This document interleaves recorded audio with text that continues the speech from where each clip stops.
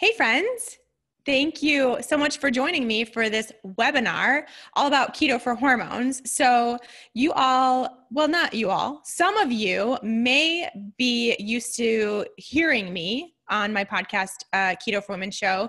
You're probably used to my voice, perhaps, and hopefully used to at least some of the stuff, if not all of the stuff we're going to talk about today. But I just, especially with this kind of topic, I really think it helps to see some of the stuff I'm going to show you today. We'll get some slides in here in just a minute.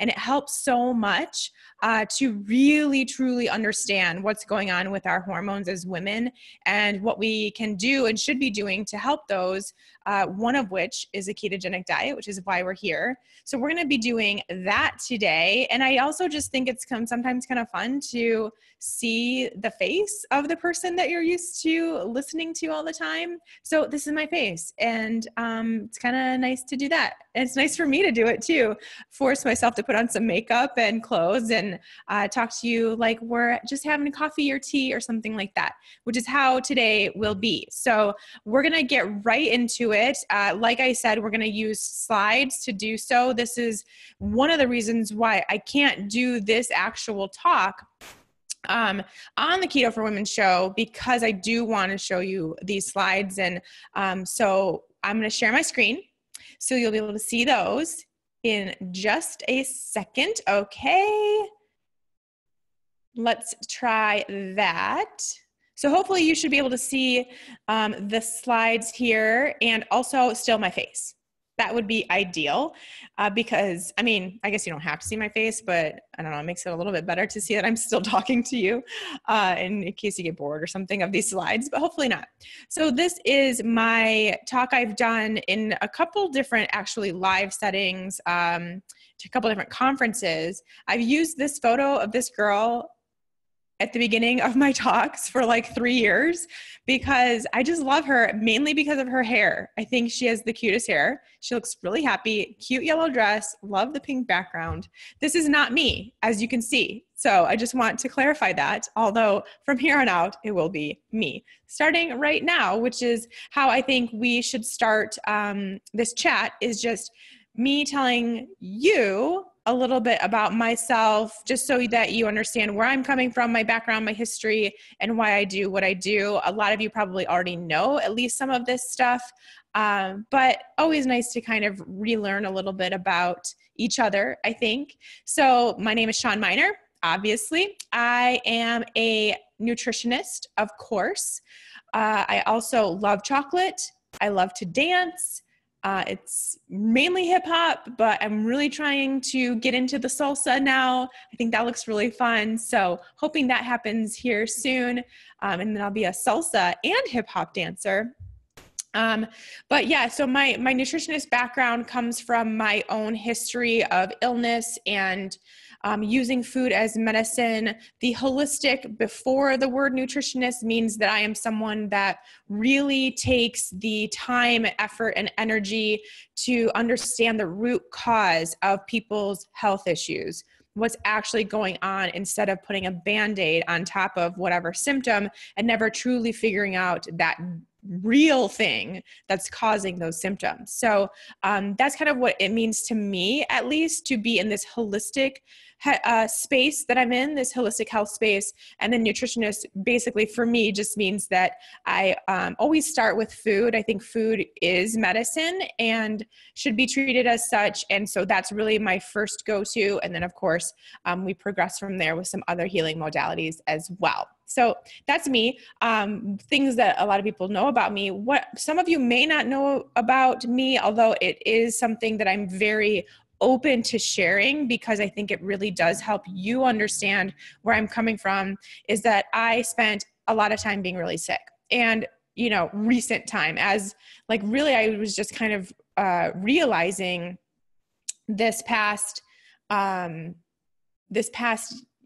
couple of weeks, I was realizing it's been a year that I've been well. So within the past few years, I just started getting well. And so this is new stuff, but it has really taken me to where I am. So here's kind of the list of things I've been through. And I share this openly, like I said, because I think it helps you understand, whether you're someone that's coming to keto or even just to this webinar or just kind of exploring the holistic health space, whether you're doing that because you have something serious going on, like an autoimmune disease or diabetes or something like that, where you have to really make some significant health changes, or maybe you just want lighter periods or easier periods or something where you just want to get a little bit more energy, something, no matter what, where you are on that spectrum, I've probably been there. I've probably been in that place where that change needed to happen, and the confusion that comes around with health issues, I think quite a bit. I've been through it. So mine started in 2008 when I was diagnosed with my first autoimmune disease, which is ulcerative colitis. And I was, it really is kind of what propelled me eventually into learning more about nutrition and holistic medicine, because I was not okay with and did not think it was the right thing to do, I guess, to just pop pills for the rest of my life, which is what my doctor told me that I would be doing. That just didn't sit well with me. So that got me into using food as medicine, which is what actually did help quite a bit with that particular illness. And then, eventually putting it into remission. But then from there, I was diagnosed with Hashimoto's thyroiditis, which was my second autoimmune disease diagnosis. That was just a couple of years ago, which came around the same time that I was also diagnosed with chronic inflammatory response syndrome, also known as CIRS, which comes from toxic mold exposure. So I was living in a house that had a mold problem for a number of years, and then moved into another house that had another mold problem for a couple of years. So I kind of followed it for a little bit, or it followed me for a while, but that ended up being what caused me some really serious health issues. And these symptoms that I listed, brain fog, unexplained weight gain, chronic fatigue, joint pain, memory loss, depression, all of those things were just these random symptoms that came up out of nowhere after I was living a healthy lifestyle. I was in the paleo space. I was working out regularly. I was a personal trainer at the time, so taking good care of my body, all of that stuff, and then still had these random health issues pop up out of nowhere when I had no control over them. And that's when I was able to finally realize that it was because of that toxic mold exposure. So my environment was causing me to get really sick and stay really sick no matter what I did. But obviously, as you can understand, those symptoms, those health issues, all of this was a super huge stressor on my body and caused this chronic low cortisol, putting me into a severe state of adrenal fatigue, and just really couldn't handle any sort of stress on my body. As we will learn, if you don't already know, that low cortisol and that adrenal dysfunction then ties so closely into our sex hormones. So then, of course, I lost my period for a number of years in my early 30s, when really I should be the most fertile I would ever be, right? In the female lifespan. And I wasn't having a cycle at all. And of course, with hormonal disruption comes hormonal skin breakouts, come hair loss, all those things that we can associate with hormonal issues. I had all that going on, which I know a lot of you here on this webinar can relate to. And then kind of unrelated, but not really at all, once you understand how everything works together, major gut issues going on at this time as well. I was on a number of different protocols for my diet to heal my gut. And at one point was eating under 10 foods, really like day by day, because I just couldn't tolerate any foods without feeling terrible. So on a very, very strict diet as well for a lot of that time. So these pictures are kind of random. Like, they don't really have any sort of order or anything like that. But I did talk about these. If you listen to the Keto for Women show, I did talk about these in episode 63, I believe it was, because these are all pictures of me being really sick.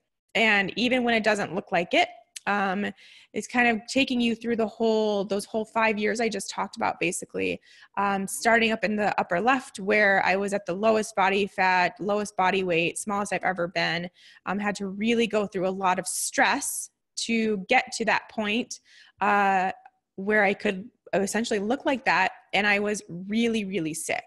To the right of that in the pink shirt, I was also really, really sick, although it doesn't look like it necessarily there. Internally, I was very sick. That was one of those times where I was eating under 10 foods a day. That was competing in a Tough Mudder competition. And we were out of town. I had to pack all of my food that I would eat that weekend because there were so little foods I could actually eat.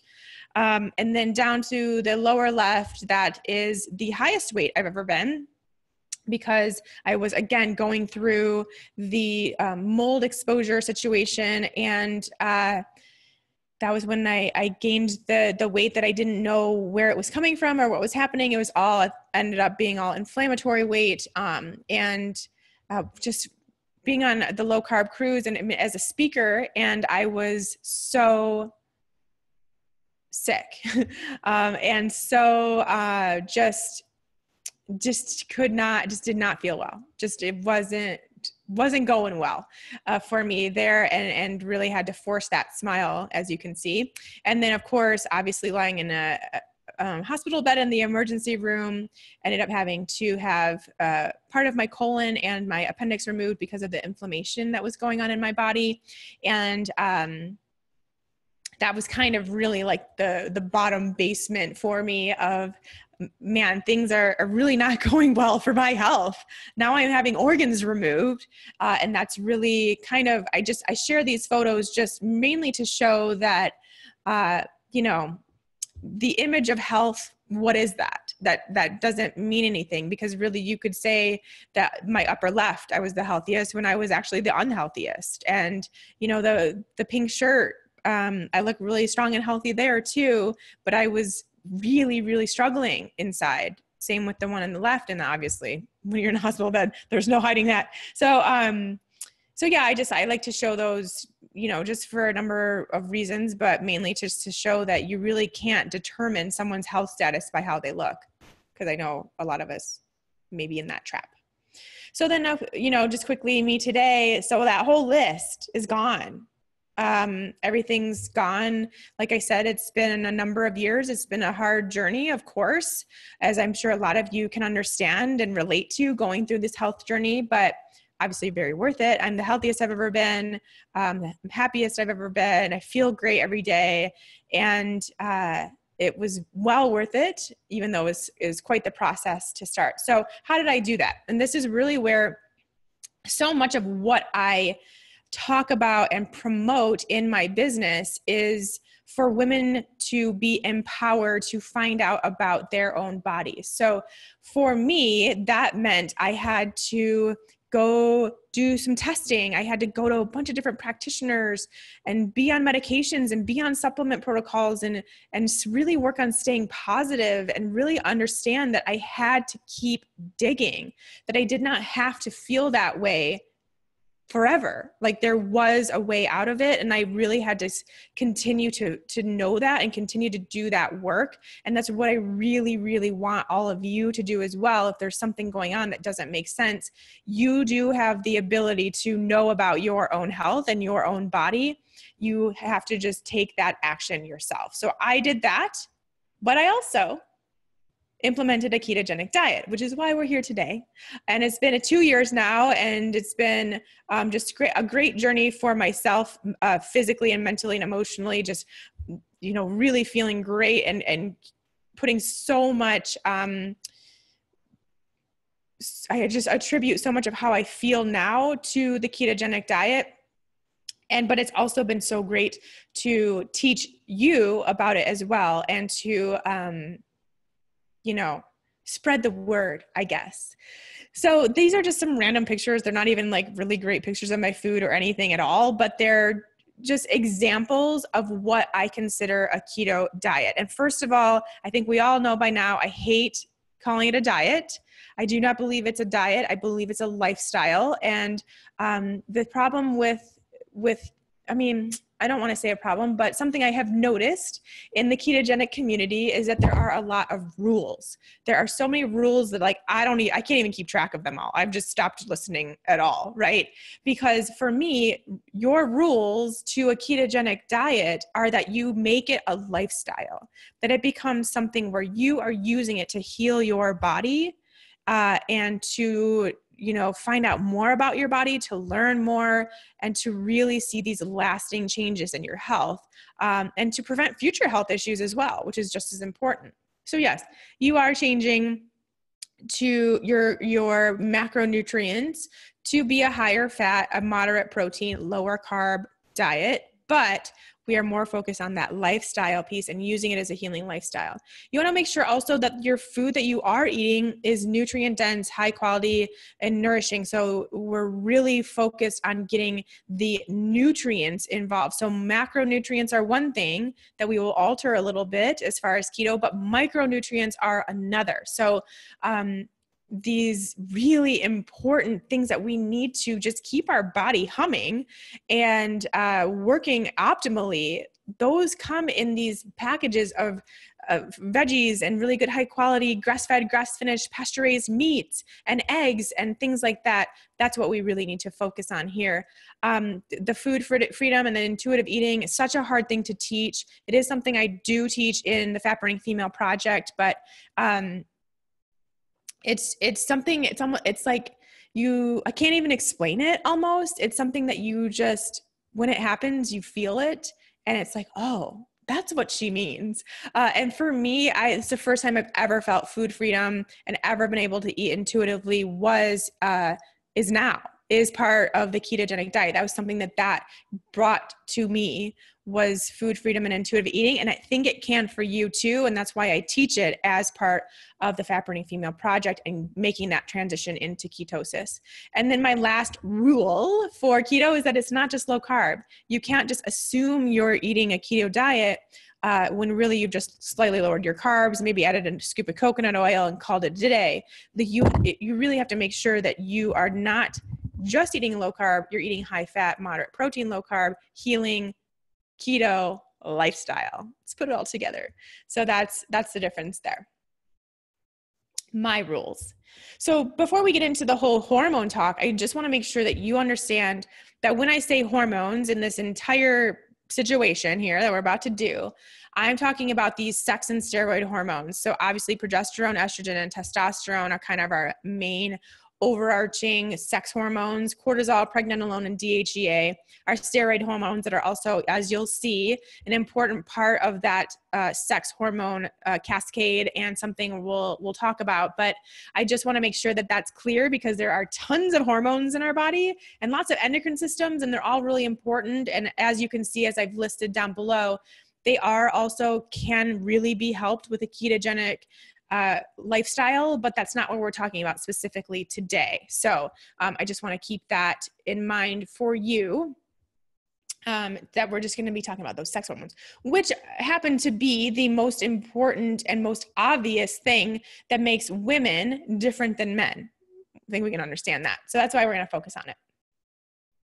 So this is just a little picture I created just with some of the signs and symptoms that may be telling you that you have a hormonal imbalance. So if any of these are happening to you, you may need to check out your hormones. This may be something that is going on. And, there's some that are so obvious, like not having your menstrual cycle, getting cramps, having PMS, those kinds of things are pretty obvious signs that you are not necessarily in a good balance, like with your hormones are a little bit out of whack. But there's also less obvious things like muscle loss and migraines, cellulite, things like this that maybe you didn't know were things that could be symptoms for you or signs given to you to check out those hormones. So that's why I kind of wanted to put all that in one place for you. So if any of those are resonating with you, then definitely want to continue listening to this webinar. I'd say that for sure. So what causes hormonal imbalance? This is a big one, right? So I feel like everyone can kind of relate to this, at least at some point in their lives, of just feeling like you have a lot on your plate, too much to do, not enough time, need more hours in the day, like things get crazy, right? But really what it boils down to is stress. So the number one thing that causes hormonal imbalance is stress. So this slide is the main reason why I wanted to make this talk a webinar and not just a podcast or blog post or whatever. Like this needed to be a webinar because I want to really, really break this down. As soon as you get this, you will understand so much more about your hormones and your stress levels and why things are happening the way they are in your body. Because I know for me, once I saw this slide, this chart here and actually learned it, it was like a light bulb moment. And all of a sudden I understood what was going on and why I was experiencing the things I was experiencing and how closely associated stress is with our hormone balance. So let's go through this. I know this looks like just a mess of large words and like arrows at this point, but it's going to make sense. And we don't have to worry about most of this, which is also nice. What we really first want to look at is let me just check something real quick here. Okay, we're good. Whoopsies, sorry. Let me go back. We're not there yet. Oh my gosh, let's try that again. These things always happen in webinars, especially for someone like me who just not good at the technology portion of the webinar, but that's all right. So let's go back. So we want to look first starting at that dotted orange line. So it's arrows going down, over and down. So let's go through that. So it starts with pregnenolone, which you can kind of think of pregnenolone as your like precursor ingredient hormone that is necessary to create the rest of your hormones. So that's why it's up there at the top. We kind of need it for all the rest of the hormones to be produced as well. So that orange line then takes you over to progesterone and then down to cortisol. So cortisol is our stress hormone. It is released from the adrenal glands in times of stress. It basically helps our body cope with those stressors. It keeps everything else going during that time of stress. It's activated in our fight or flight mode, which is like our sympathetic mode. So when we are stressed out or perceived stress, we release cortisol. That's what you really need to know. So then obviously, as you can see, your body will preferentially make cortisol over the rest of your hormones. And so it will take that ingredient hormone, pregnenolone, and shuttle it over to make cortisol so that you are safe, right? So that means it bypasses progesterone. So we're not making progesterone right now. We're taking all that pregnenolone right to cortisol so that we have enough cortisol to get us through this time of need. And then as you can see, also, if you go down, straight down from pregnenolone, over there, you can see we have testosterone in there and we have estradiol in there, DHEA. So those then also they're taking a back seat right now because we need to make cortisol. So those are of lesser need. They're not as important. And so we don't need to worry about that so much. So this is a really great symptom and this is a really great system and something that we really need our bodies to be able to do. It's just that how our stress system works is that sometimes we're stressed and sometimes we're not. So we can go back and forth, right? And so we have this sympathetic state, this fight or flight mode, and then we have this parasympathetic state, which is our rest and digest mode. And so at any given point, we're kind of going back and forth, no big deal, from one to the other. The problem is most of us, quite a few of us, are stuck in sympathetic mode. So, we talk stress and a lot of us think, like job, work stress or relationship, family stress, money stress, something like that. But you could have all of those going really well for you and still have other stressors going on, which we'll talk about later on. And that's going to continue to keep you in that stuck pattern. So we're stuck making cortisol. And that's when we start having issues with our hormones because those have been on the back seat for a while now. So we see them plummet. And I see this all the time. The main thing I see, and I test women's hormones all the time. So the main thing that I see is low progesterone. That's in 90% of the women that I test their hormones.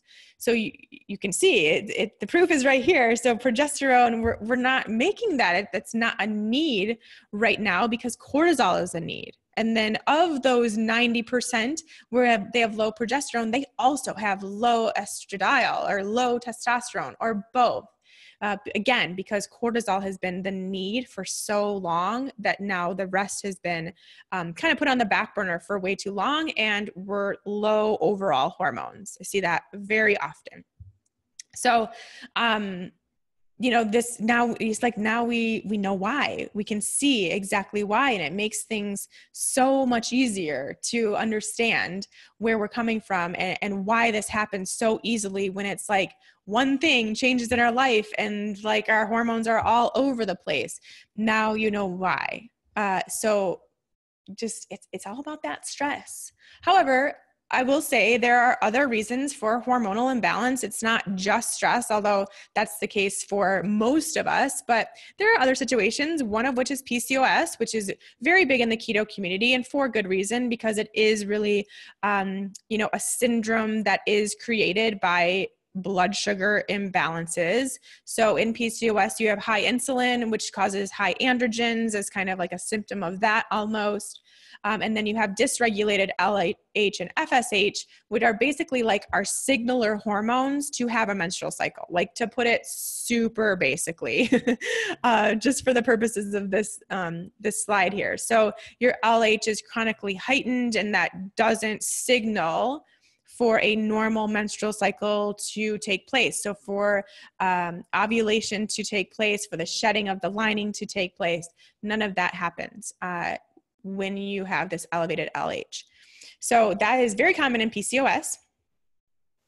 Of course, the time in our lives where we have hormone craziness, pregnancy, postpartum, and breastfeeding, I actually don't find that in pregnancy, hormonal imbalance is all that prevalent, because your hormones are just like, that's the number one goal of your body in that time, is to have your hormones be just perfect to make a baby.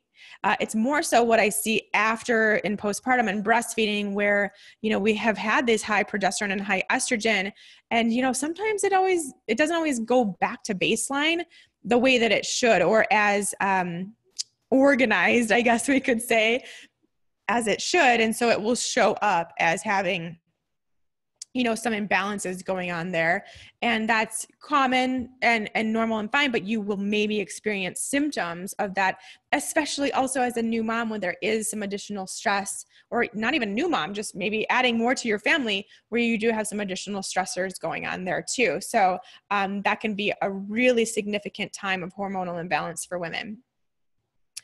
And then of course we have menopause, which is really, another huge time in women's lives where things just go awry. And luckily, if you are someone who is approaching menopause and you really work on healing your blood sugar, working on your stress levels prior to that, you'll notice a huge difference in how that transition happens for you. But even being in menopause, you will also still feel that change and feel things really improve if you work on your stress. And you also continue to work on the blood sugar. So that's why I really love keto for menopausal women as well. But you have estrogen that like basically changes hour by hour, and your progesterone lowers too, and not on here, but your testosterone can lower as well. But really, we're not talking about zero hormones. This is what I really want to always make sure that menopausal women know. We're not saying all your hormones are gone. That's definitely not what happens in menopause. It's just they lower a little bit. And so you have to, really be prepared for that, and your body can do so. And there can be minimal symptoms associated with that too. And then lastly, huge one, especially in keto community, I see a lot of women still on birth control pills or other forms of birth control, using hormone replacement therapy, perhaps not even something that they've had prescribed. Maybe they're kind of trying it themselves. That's super dangerous. I do not recommend that. But, I put the question mark there because we just don't know. We don't know what's going on with your hormones. You're basically relying on an outside source of hormones to make things happen in your body, to make it work, right? So, really hard to say. Definitely make sure you're getting tested quite a bit. And with birth control pills, I mean, you're basically not having a cycle at all. So there's no way to know what your body would do on its own without that hormone coming in. So obviously, hormone imbalance can ensue. Okay, so this is a list. We're going to go through all these. So just a little list of things, reasons why I believe, and I've seen time and time again, that keto lifestyle can and will regulate your hormones as a woman, mainly because we're de-stressing. We're using keto to de-stress our bodies. And so we're going to talk about why that happens and kind of how it can not happen too. So the first one, obviously the biggest one, you're healing your blood sugar, which we all know is a huge thing that keto does for us, thank goodness, and it does work wonders on our blood sugar. But this is the second slide, the second reason why I wanted to make this a webinar and not just a podcast, because I want to really show what's going on with your blood sugar in the normal roller coaster of blood sugar. So the biggest thing that I want to point out right away is that second line there, where underneath the kind of blood sugar dip that is showing there, adrenals fire cortisol. So we just learned what happens when our adrenals fire cortisol. That causes the rest of our body to temporarily cease making other hormones for that cortisol production, and we have imbalance ensue, right? So that's the biggest takeaway from this. And, you're going to have that happen every single time you have a blood sugar dip. That's what happens in order to boost your blood sugar back up to that normal glucose level. And so every time you have a blood sugar spike, you're going to have a blood sugar dip. That's how it works. It's a roller coaster. So, you can have a blood sugar spike from obviously like a donut and a latte, like a caramel macchiato. You can have that be your spike, which will then obviously cause a dip. And that is stressful, obviously. And so then we have to call on our stress hormone to get us back to baseline. But, and this is something that I didn't even realize until like recently, because I was always a healthy eater. You saw back in my bodybuilding days, I was eating every 2.5 hours. I was really eating all like plain healthy foods, not so much fat, but I was having avocado and bacon and stuff like that during that time. But the eating every 2 hours, the calorie restriction, the hunger, that ensues when you don't eat enough food, that it puts us in this same position where we can have low blood sugar. So hypoglycemic episodes, hypoglycemia is when you're below that bottom line there, your adrenals fire cortisol. So that can happen. I'm saying this story to you because I just want to make sure you understand that can happen to someone that's eating healthy too. So you can have blood sugar issues just as much as the person who is eating donuts every day. And that really comes from the calorie restriction and the under eating and the dieting that happens that causes massive blood sugar issues. I see it all the time, and it's more in that hypoglycemic tendency. But you can see your adrenals fire cortisol. That's a stressor, obviously. So obviously we know that keto is going to help with this roller coaster and put us on this baby roller coaster where we're just kind of living in that normal glucose range, like no matter what we eat. And then we don't have a stress response. And then we can heal that, take away, I guess, that stressor. So that's the biggest thing that keto is going to do for us. But when we are doing keto as a lifestyle, which is what I highly recommend you do and what I promote and talk about so often, your plate does not look like this ever. You're eating way more food than that. But you are providing your body with enough fuel to get through your life, what you do, what you think, how you move, your extra activities. Like we all do more than just lay around. And even if you don't, you still take some energy to do that, just to digest and chew and whatever. So even if you do lie around all day, whatever, it's cool. But some of you may think that because I'm a fat burner and I'm in ketosis, my body will use the fat as fuel, so I don't need to provide as much or to provide that. And yeah, your body's going to use fat as fuel, whether you eat or not. So that's cool. But you still need those micronutrients. You still need nourishment. Your entire body cannot be fueled on only your own body fat and your ketones. That's not how it works. So you still need to eat. You need to heal your body. And to do so, you need nutrients. And not having those nutrients, especially when you need them, is super stressful on your body. That will immediately cause a stress response, cortisol response. There goes those hormones. But then also when you're living the lifestyle and when you're making sure that you're eating enough food and you're not worried about calories or anything like that, you're just getting the right nutrients and eating, colorful veggies and good high quality meats and all that stuff, then you can take away those feelings of dieting. So the feelings of restrictions, the good and bad foods, that I can't eat this. And even like one of the biggest stressors ever is telling yourself, I can't eat that. I want that, but I can't eat that. I want that, but I can't eat that. And then you binge on that. So you have like 5 servings of that the next time. That is very stressful on the body, as you can understand. So we get rid of that. Those things cause massive blood sugar issues. Like I said, dieting causes blood sugar issues. And we can just kind of get rid of all that when we just start like living life and eating a healthy, nutrient dense keto lifestyle with those awesome keto meals. Everything gets regulated. So we start regulating our blood sugar, but you also are regulating your leptin and ghrelin. So those hunger and satiety cues that we have, really helpful to, like keto does great things for those hormones and that regulation once you start eating enough food, and really making sure that you're really getting enough nutrients. Huge with that, of course, binging, like I mentioned, and the yo-yo stuff. All that stuff is so stressful, and we can take that out of our options, right, of possible stressors when we work on this keto lifestyle.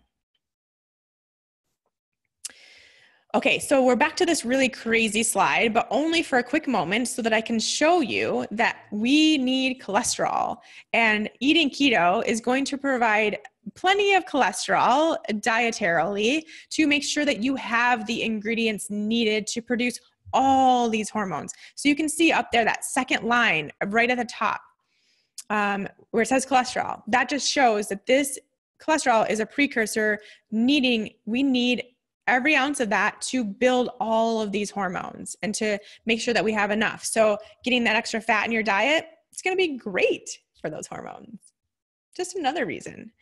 And then of course, we actually get into ketosis. I'm not going to go through each one of these. These are some of my favorite reasons for producing ketones. And,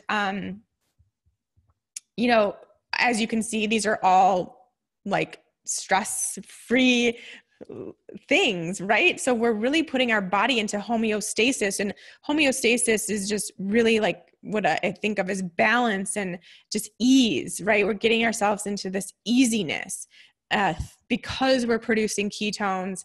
We're becoming anti-inflamed. We are regulating our appetite. We're getting more mitochondria and stronger mitochondria, and we're increasing our athletic performance. All this stuff is creating a stress-free environment for our bodies, like physically. So another great reason for ketosis. And then lastly, like this really isn't something that it's something I'm putting into the keto lifestyle. It's not something that everyone talks about when they talk about keto, but I think that it's something we have to really pay attention to, because you cannot just change your diet and think that everything else is going to magically change. It is so much more than that. It's the holistic approach, which means if you are dealing with hormonal imbalance and stress in your life, then it is up to you to figure out what that stress is coming from and to figure out how to manage it or remove it or reframe it or something. It also really, you have to make stress relieving techniques part of your everyday life. It has to become not even a question, not even an option. You are just really taking this to the next level and doing more for yourself than just worrying about keto. It's everything. It's a holistic approach. So, this could mean you start journaling. It could mean you meditate, you go for walks in nature and connect with nature. Maybe you go have coffee with friends and just kind of chat. Whatever you do, make sure you practice gratitude on a daily basis. Make sure you really work to stop your worrying and wondering, which is, hard for all of us, I think, but really get into that space of staying present in the present moment and not wondering what's going to happen or worrying about something that's going to happen that's probably not even going to happen, or something that already did happen. Those things, that's really obviously it just stresses me out to even talk about it. Like that stuff is really hard on us. So really try to take control of that as well. All right. So this is a slide I added mainly because I get a lot of questions about, I'm doing keto and my hormones are messed up or keto messed my hormones up. And so these are the answers that I have for someone who says that. Are you actually in ketosis? Are you testing to make sure you are actually in ketosis and not just low carb purgatory, which low carb purgatory is very stressful. You are basically lowering your glucose level, which is what your body is used to using as fuel, and not producing ketones. So you're in this place where it's like, I don't have glucose, which is the fuel I'm used to using. I'm not producing ketones, which is my next option. So stressful. Like, I don't know what I'm supposed to use. That's what your body will get into when you are in low carb purgatory. And we want to try not to do that. So this is where I think that testing for ketosis is really important. If you're still having this dieting and calorie restriction mentality while you're in ketosis, you are most likely going to wreak some additional havoc on your hormones. So really, really work to get out of that headspace when you're in the keto space. Makes a huge, you cannot, it won't work. You really have to make sure you're still eating and, eating enough food and listening to your body.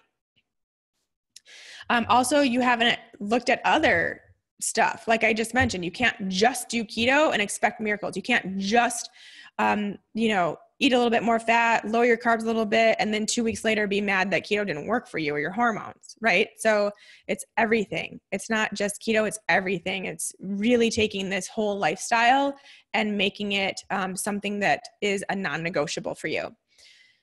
There are underlying hidden factors. So like, similar to the one above, it's not just keto.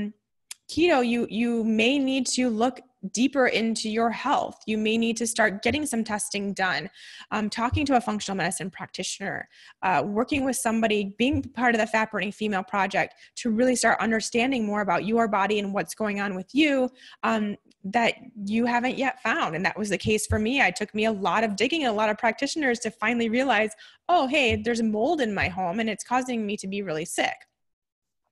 And then lastly, you might just need more time. Like if you are healing your body from a root cause level and you're using keto to do so, it's going to take more time than you want it to. I can already tell you that because we are in a society, especially as women, of quick fixes and immediate gratification. And it's not going to be that way. It's going to take more time. So don't expect it to happen in a week. Don't expect it to happen in a month, perhaps. It might take longer than that. And you need to be okay with that, which is why I promote the lifestyle, because when you approach it as a lifestyle, it's something that you can do for a long enough period of time to see the results you need to see without giving up. Whereas you approach it from a diet and you think these are foods that are off limits and calories and blah, blah, blah, and calculating all that stuff, you'll do it for 30 days and then you won't see anything and you'll give up. And I don't want that to happen. So this isn't a 30-day thing. This is a long-term thing. So treat it like a lifestyle. Okay, just really quickly, I want to just go through my top 10 tips if you're keto and you're a woman. First one, take it slow. So this is what I do in the Fat Burning Female Project. This is one of the biggest differences in the project versus other kinds of keto programs, because since we're women, we're trying to here's the deal. No matter how you transition into ketosis, it's going to be stressful on your body. Taking it slow will keep it as little stress as possible. So you spend a few weeks making that transition in your macronutrients to be ketogenic. You have less keto flu. You don't notice it as much. It doesn't it disrupts your day or your life for those days where you're not feeling good. And you're also reducing the stress. So we're not making that cortisol response even worse during that time to where you might start feeling some hormonal symptoms. So really make sure you're taking it slow and spending that time to transition. Even if you're coming from like a paleo diet or what you consider low carb, still take your time. Number 2, as I have been talking about this entire time and what I talk about like all the time, is changing it to a lifestyle and not a diet. So that is the number one thing to do in order to make this work for you and to order to heal your body. You've got to change your mentality around it. So take out those good, bad foods, those apps and calorie counters and all that stuff, and just focus on living the lifestyle, which means it's not always going to be perfect, and that's fine. Number 3, get over your fat fear. So this is important because for women especially, in order for us to truly get into a ketogenic space, for a period of time at the beginning, you are going to have to eat a lot of fat. It does not mean you have to do that forever. You might, I don't know, everyone's different, but at least for that beginning period of time when you are making the transition, you got to eat some fat, like a lot, and it will make the transition easier, faster, safer. You'll feel a lot better. You got to just get over it. So whatever lasting fat fear you may still have that it's going to make you fat or it's going to give you heart disease or whatever, it's not true. I'm just going to say that. I'm not going to get into it any further at this point. I'm just going to say that it's not true. So get over it and just eat the fat that you need to eat to get into ketosis. And then from there, you can moderate as necessary or as you desire. Number 4, like I kind of talked about earlier, get into ketosis. So this is where I really think that testing is important because not to be something that you start obsessing over, start doing too often. Like testing a couple times a week is all you need to just make sure you're on the right track and you're doing the right thing for your body. So I think really taking the time to first figure out what a ketogenic diet looks like for you, and then spending some time in that space and then testing for just a little bit, just to learn and just to make sure that you're in ketosis so you're not in low carb purgatory. I think that that's really, really beneficial for women. Of course, like I've said 100 times already, do everything you can to eat the highest quality, properly raised food as much as possible. It makes a world of difference. It is very, very important. I think it would potentially be as important as like getting your nails done. It might be something where you could maybe not get your nails done and buy some local grass-fed meat or something instead. It's that important. I know that that is like impossible, but it really is that important. So do what you can. Number 6, don't force fasting. This is a big one. There is a huge overlap in the fasting space and the keto space. A lot of people who are keto think that they have to fast to be keto. That is not true. Please don't do it unless you really, really feel called upon. I would suggest making sure that your hormones are great, in a great spot. Your stress is great in a great spot, and cortisol is regulated, thyroid is regulated, all that stuff before you even think about fasting, and then see if it comes naturally. See if it's something where it's just like, oh, hey, I haven't eaten in like 16 hours. That's cool. I'm ready to eat. If that happens, great. If it doesn't, no big deal. You're still producing ketones. You're still getting the benefits of being in ketosis.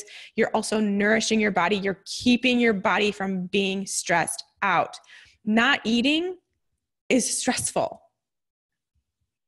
That's all there is to it. Whether you're in ketosis or not eating food is stressful. So make sure that you really, really think about that and really, really know that it's going to be the right thing for you and your body and your hormones before you try it. Number 7, get in touch with your body and intuitive with your food. Again, something so hard to teach, but I think making some initial good first steps would just be to start noticing what sounds good. What is your body telling you it needs? Are you hungry? Are you overly full? Just there's simple questions you can ask, and this is something I teach in the Fat Burning Female Project, that you kind of get a list of questions to ask yourself, and then it becomes more habit to really be like, am I hungry actually? Or am I just eating because it's like 5 o'clock and I always eat at 5 o'clock? Simple things that you can do, but all of that works to help you get out of the diet and into the lifestyle because you're listening to you and your body.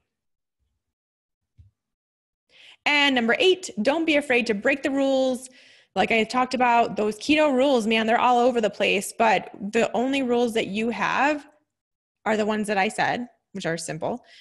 Eat enough food and get into ketosis, that kind of thing. But to listen to your body and to do what's right for you. So just don't worry about those things that say it has to be this percentage, or you can't ever eat that food, it's too high carb, or you got to skip this meal in order to be ketosis. No, it's not that. It's what works for you. What do you want to do? What makes this something that you can sustain? What feels good? What feels bad? Your rules are what works for you and what doesn't work for you, not anybody else. So just don't even listen to those anymore. Be your own gauge. Number 9, be patient. Like I said, we are healing ourselves from the very, very root cause. And when you do that, you have sustained results and sustained health and prevention and everything as well. But you also,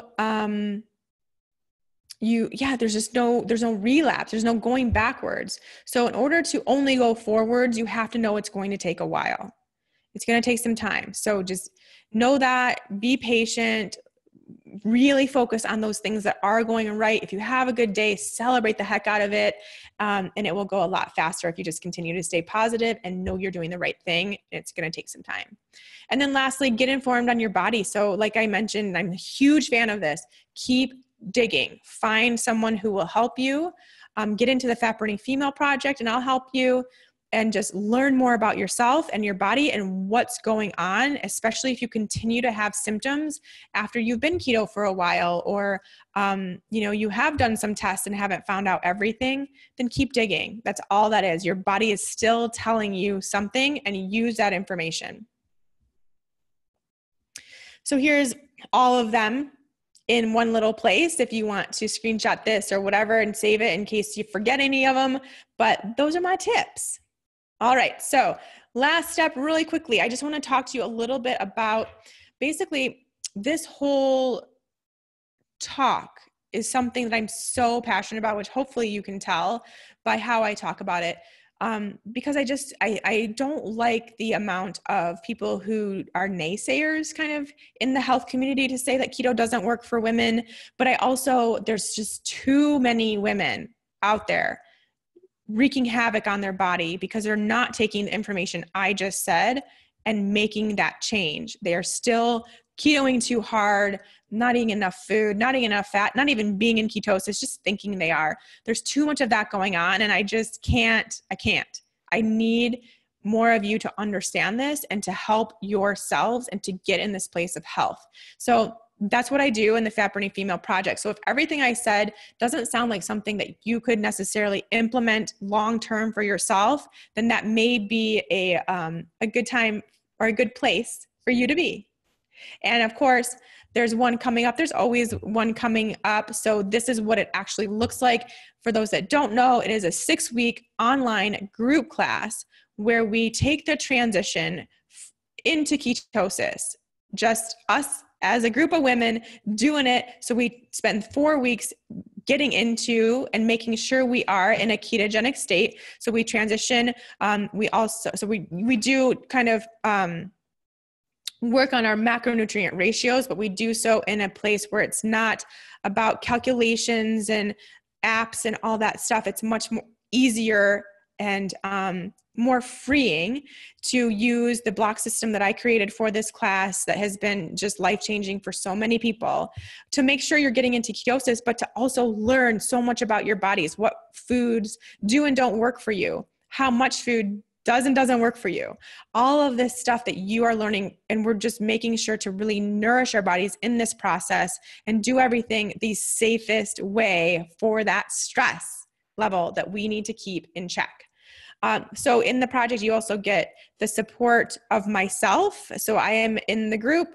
I'm a part of the course every single time. So either in the Facebook group, on the live calls where you ask me questions, or even in the course forum where there's a Q&A section as well. I'm always in there to provide support for you. But there's also like a massive amount of just guidance and camaraderie and friendship that happens within the project too, because we're doing it all together. And especially when you are changing something about your diet, for some reason, I think it just really helps to have other people doing it with you and going through that process as well, just to lean on. So you'll have that as part of the project as well. And then so we make that transition into ketosis, and then from there, we learn how to do that intuitively. So how can we be keto and be intuitive with our food so we don't have to worry about the tracking, and we can really make it that lifestyle that I keep talking to you about instead of continuing on with that diet mentality. So that's something that comes along in weeks 5 and 6. We also talk about stress relief and how to know how stressed you are and what you can do about it. We talk about mindset and how to shift your mindset into a more positive one, because that is something I can tell you, if you have a negative mindset, very stressful on the body. You could have everything else going perfectly, but if you are in this spin of negative thoughts, then that's going to be very stressful. So we talk about that and ways to cope with that and shift that mentality. And really, we're just taking the guesswork out of it. We're taking the guesswork out of keto. We're taking the guesswork out of you and your stress levels and your hormones and everything. And you are learning about you. All right, so we will stop here and finish up the webinar. Thank you everyone so much for joining me and watching this recording. If you're listening to this later, so much fun. I love doing this stuff with you. I love teaching everything I can and everything I know as I learn more. So I hope this really helps you out and you continue on. So of course, the Fat Burning Female Project, like I said, it's always available. I teach them quite often. We have one coming up in September 11th. We start next Tuesday, September 4th, I believe. Yes, Tuesday, September 4th is the enrollment for that course. It starts on the 11th. It is the last class before we move into kind of a new setup in January and a higher price point. So if you want to get in and the current price point, please make sure that you go and enroll September 4th. And I will link to the place where you can do so you have that ready to go. And I hope to see you all in the class. Thanks again so much for joining me. I'd love to do webinars. I'll hope to do more in the future, so be on the lookout for that. And I hope you all have a great day. Okay, bye-bye.